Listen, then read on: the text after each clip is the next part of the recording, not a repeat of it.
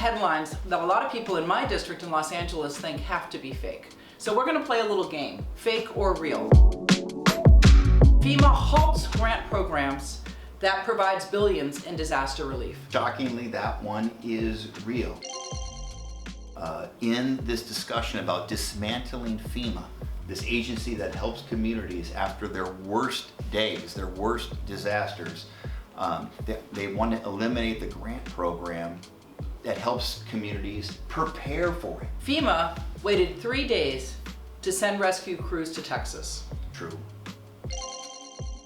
FEMA at its best, when a known disaster is coming, whether it be flooding or hurricane, will pre-position people in place, including search and rescue, and they will be there in the hours after the emergency. And I believe, without question, that there was loss of life that could have been avoided if they had gotten in there within hours as opposed to days. New FEMA head was previously unaware that the United States had a hurricane season. That can't possibly be true. The President of the United States could not possibly put someone in charge of the agency to manage disasters, including hurricane disasters, who didn't know about the hurricane season. That's got to be false. FEMA leader is a no-show after deadly Texas flooding. That one is tragically true. I mean, the role of a FEMA administrator is to help communities prepare for disaster and to be ready when that disaster occurs.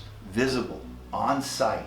They are legally obligated to do this. This is an optional thing. This is a legal obligation that they be the face of the federal response to an emergency. And in all of the disasters that I'm aware of, this is the first time where the FEMA administrator has disappeared.